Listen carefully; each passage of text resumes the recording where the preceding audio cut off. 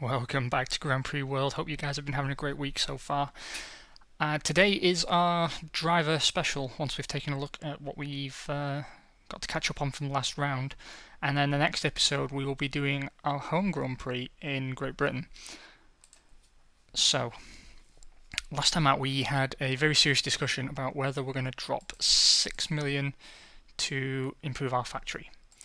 And I'll be honest with you, I'm still not 100% certain either way, because although we have signed a very, very lucrative sponsorship contract with Red Bull for the next seasons, 3 seasons, the liquidity problems in this game are very, very real, in that money tomorrow is no use to you today, and we could find ourselves very easily getting into financial difficulty even though money is due to arrive next year.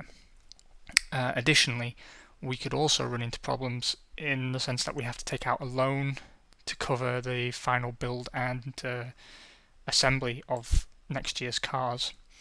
So while we mull over that, let's see what's what here. No new compound of tyres, thanks for nothing Bridgestone. And do we have a new specification for our engine? We do not. Let me see.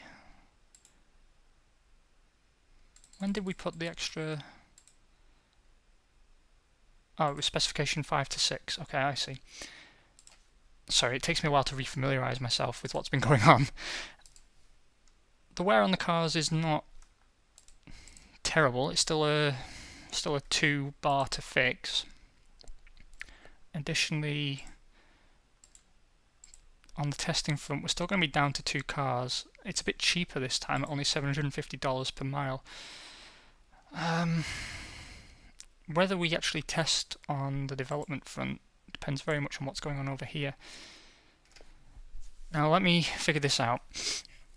We have to have 2 cars by the time we go into round 16, which means we have to build after round 14 and after round 15 to have 2 cars for next season.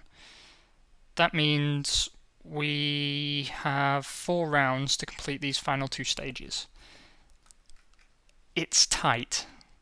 I'll be honest, it is tight. So, given that next season we hope to be in a much stronger position than we are now, I think it's really worthwhile actually doing that testing and seeing if we can't boost progress here.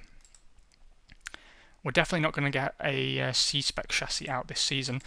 I don't think that's necessarily a bad thing. I think that podium from Diniz may well keep us in the position to which we've become accustomed.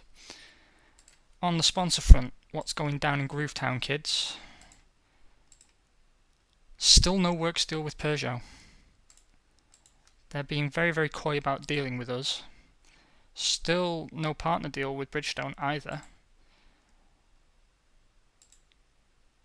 That's interesting. Did I set this up last time and I've completely forgotten? I think that's possibly what's happened here. That's possibly what's happened. Okay, one way to find out is, did we read the news? No, we didn't. Okay. Heintal Frentzen won the last race. Damon Hill got pole position.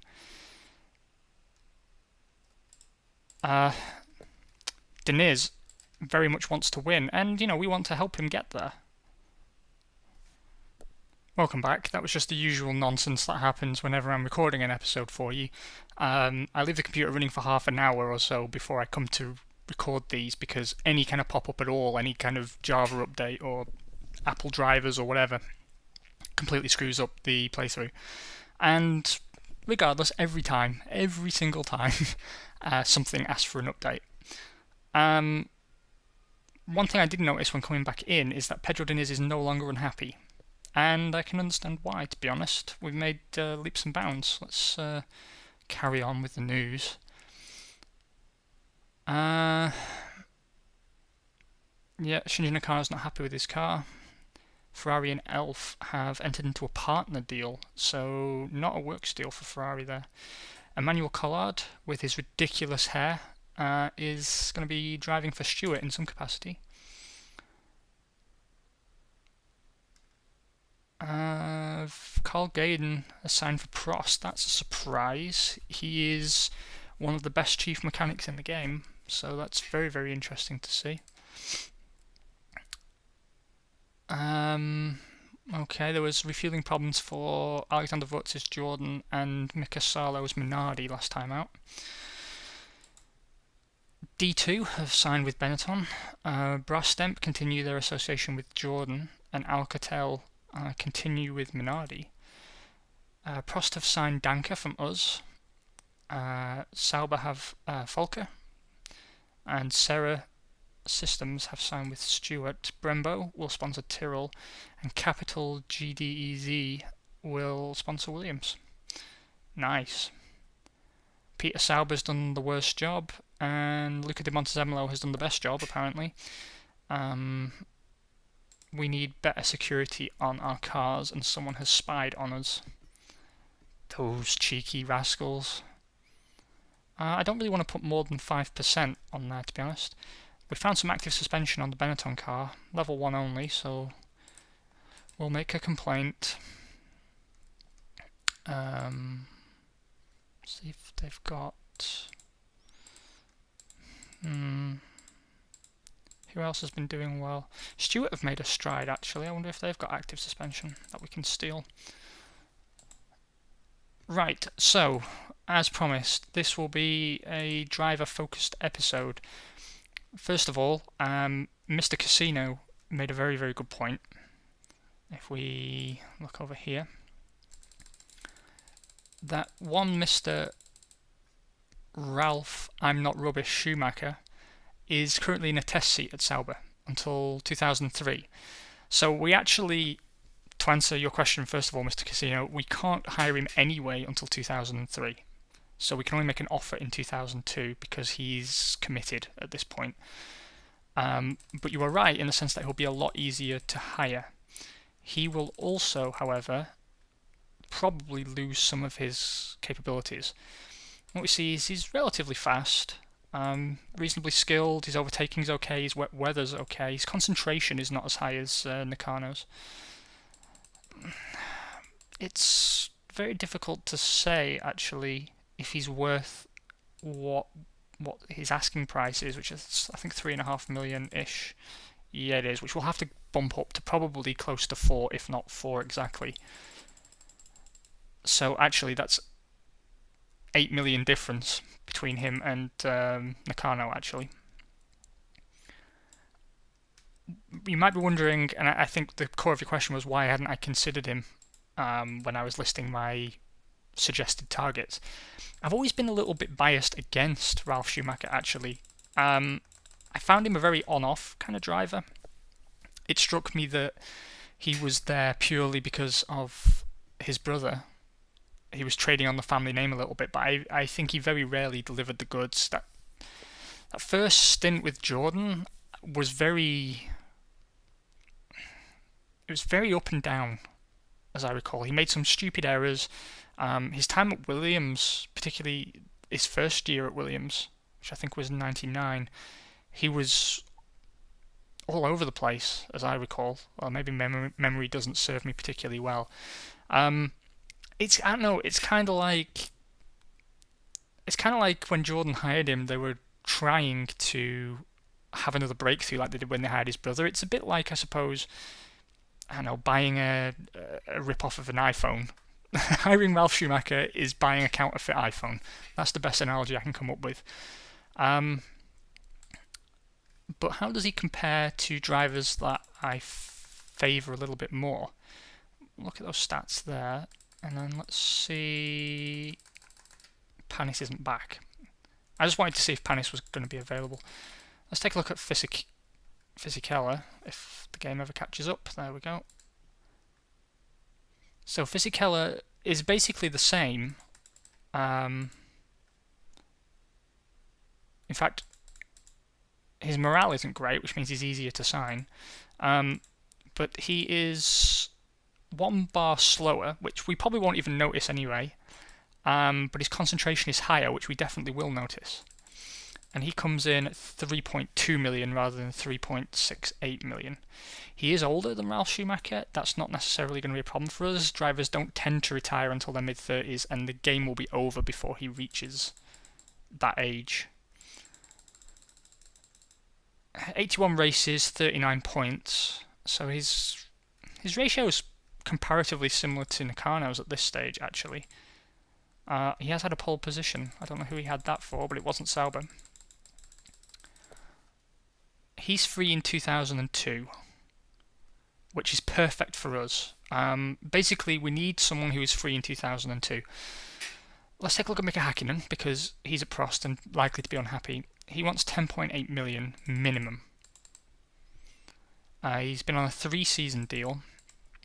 He is the best or second best driver in the game.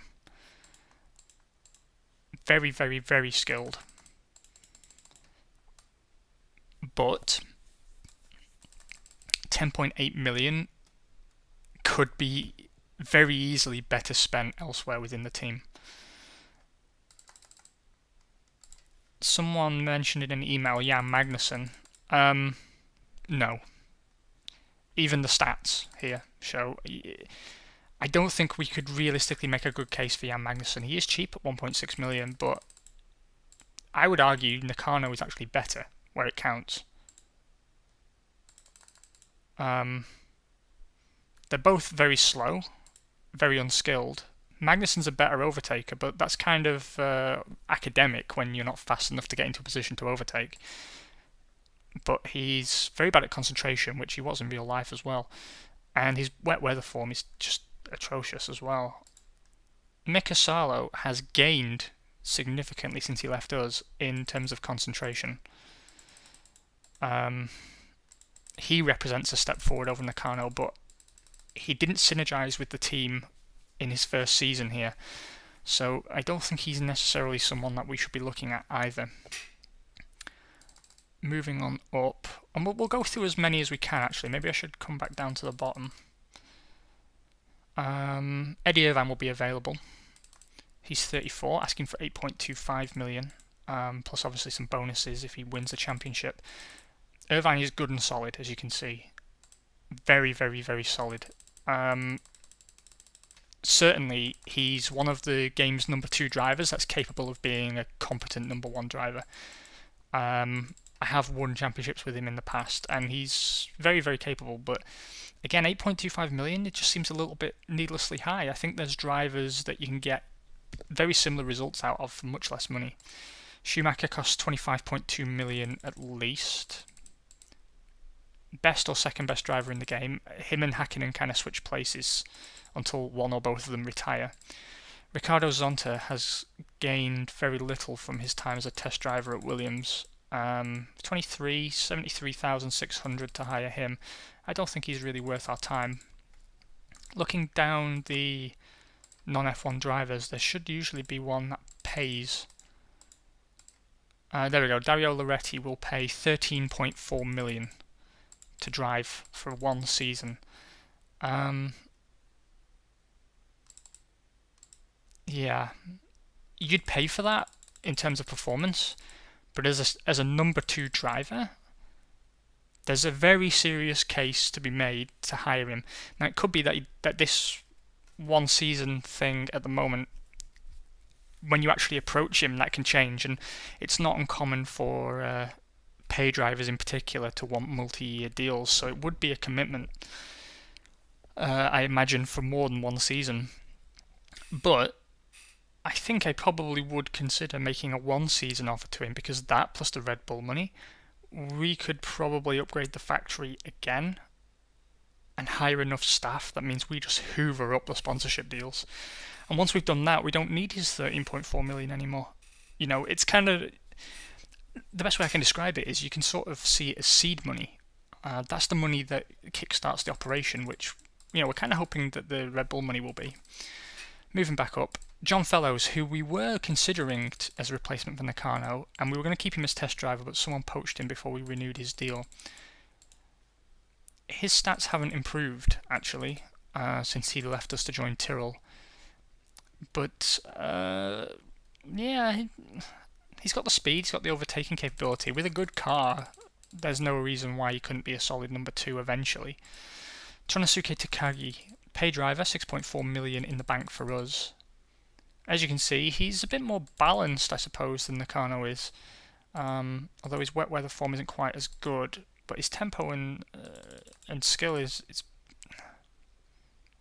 up there on the non F1 or junior driver scale. Very few have 2 in both columns.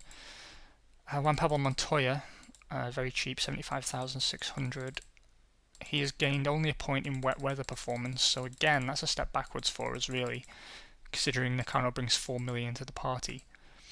Jörg Müller, 30, German, 50,400, and ones across the board. He's just talked himself out of a drive. Andrea Montemini, on the older end of the scale, actually. He's had 2 seasons now as a race driver. And ones across the board, including morale. Now next up is Ricardo Rosset. And Ricardo Rosset is the butt of many jokes, most of them made by me. And he's had a breakout season this season, particularly in qualifying. His qualifying form's been really good. He's not actually available in 2002, but he comes with 4.3 million, so he pays more than Nakano does. He is older as well. And he's got 2s down here, but he has had 6 points this season out of a single race. So his finishing hasn't actually been great, although that could be down to the car more than him. He's an example, actually, of how these stats they're not the total decision of how good a driver is going to perform. There's the synergy with the car, there's the race conditions, whether the weather's changeable, whether his pit strategy is good. It's also, a great car will always overcome a bad driver. And I'll keep an eye on Rosset the rest of the season. We've looked at Ralf Schumacher. Let's look at Johnny Herbert. 35, 3.4 million to hire Herbert. His stats are not incredible, to be honest with you. But experienced, I think that's fair to say. He's a very experienced driver. No reason why he couldn't be consistent at all. Quite like Johnny Herbert, to be honest with you. Fisichella is one of my top 2 drivers in this game. As you can see, he's a very middle-of-the-road driver at this point, but that's significantly better than most drivers on the grid.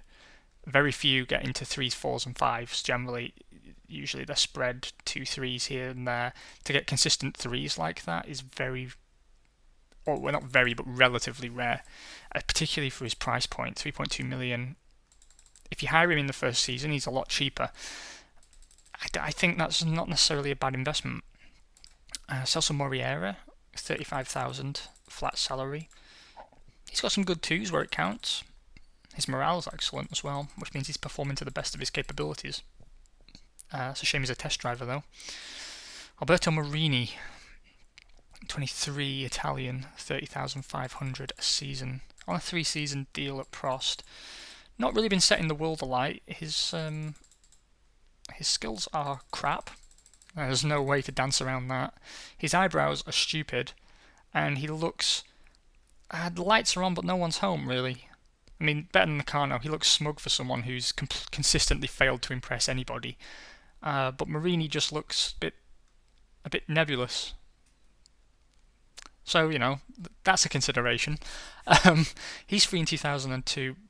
I think he outperformed Hakkinen in the first round of the season, which again is another good example of certain conditions coming into play, that maybe he's a better fit for the Prost than Hakkinen was.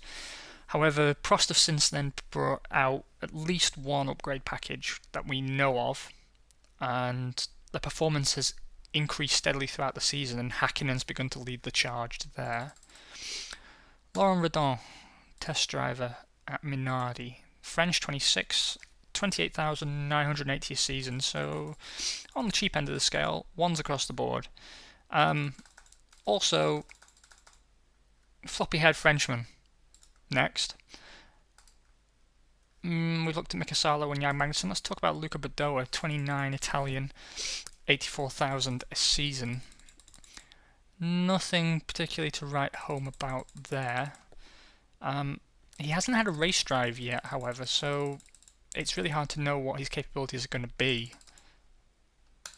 Johnny Newhouse, 28, Canadian, 12.9 million, so on the upper end of the pay scale again, plus a 3.4 million bonus if he wins the championship of any description. His speed and skill and overtaking are good. Not so great in wet weather, and his concentration is very middle of the road. Yeah, I can't make a good case for or against him, to be honest. I mean, the main thing against him is the price.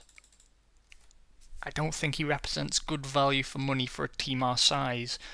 However, his value increases exponentially as you grow into a bigger and more financially stable team, because that price starts to look competitive for the relative skill deficit once you start looking at people like Hill or Hakkinen or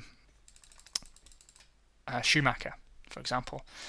David Coulthard, 28 and British. I don't think he'd appreciate that, but there we go. Not quite up to the standards of Johnny Newhouse there, although comparable, and only 4.6 million. So there you go, straight away.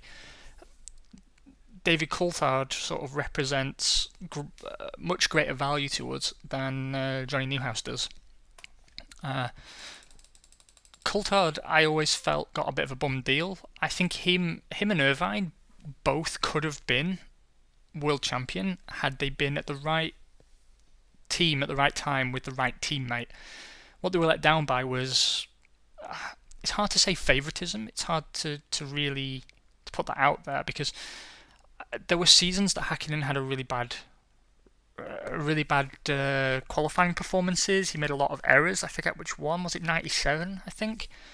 Where Coulthard was much more consistent, but it just seemed that Hakkinen turned it on when he needed to. And Coulthard hung on at McLaren despite them not necessarily wanting him. I know for a long time they wanted to replace him with Ralf Schumacher. And who else were they talking to? There was someone else.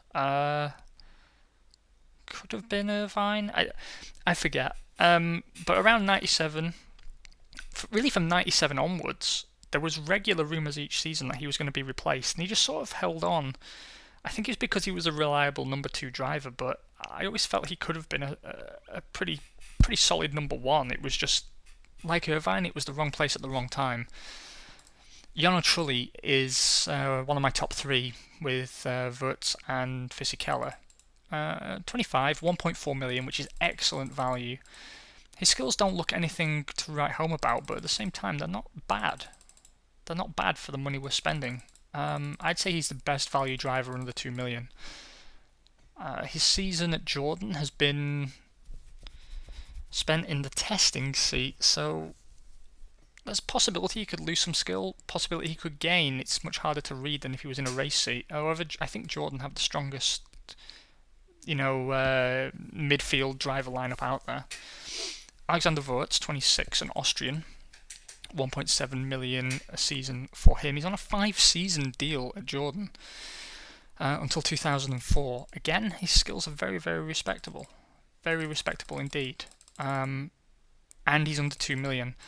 So you can see why I'd take him as a lead driver with Fisichella or Trulli as a number 2 and get consistently good results, regardless of car, and a great return on investment out of both of them.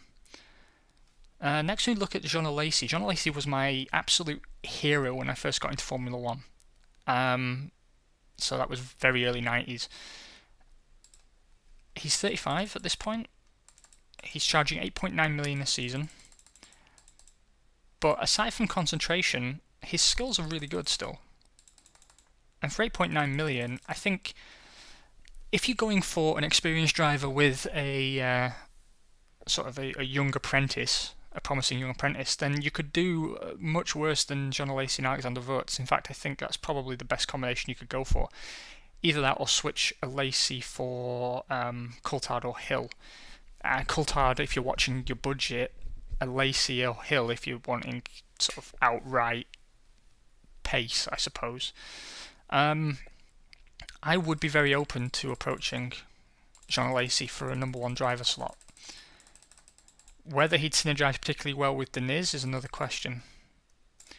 Stefan Sarrazin, 25, French, $58,800 per season for him. Again, nothing particularly entertaining. When he does break through to a race seat, he can be very, very strong, or he can be incredibly weak, and there doesn't seem to be any middle ground with him in this game. So you're flipping a coin. If you get it right, it's amazing value for money. If you get it wrong, you're lumbered with him, usually on a multi-year deal. Rubens Barrichello. Rubens Barrichello is one of the top drivers in terms of performance to value generally. His stats don't look amazing. I think he's been cheated a little bit on wet weather, but his concentration is pretty much unparalleled. He will, like a Lacey, deliver consistently strong results. 5 million is not to be sniffed at, but at the same time, he's cheaper than many contemporaries in that tier. He's someone that's definitely on my radar, although he's only available 2003. His teammate, however, is available 2002, Heinz-Harald Frentzen, a driver who promised a lot and delivered a little. He always seemed to be happier at a midfield team than in the pressure of a top-level drive. 4.3 million for Frentzen, but look at that. His stats are really, really, really good for a 4.3 million driver. He's 32 years old. He's up there in the sense that he's kind of like a Coulthard figure, a budget Jean Alesi. I think he could represent a very promising prospect for us at 4.3 million. Definitely one to keep an eye on, especially because his performances this season have been strong as well, which means not only is his skills on paper good, but his form is good, and that's something to always pay attention to.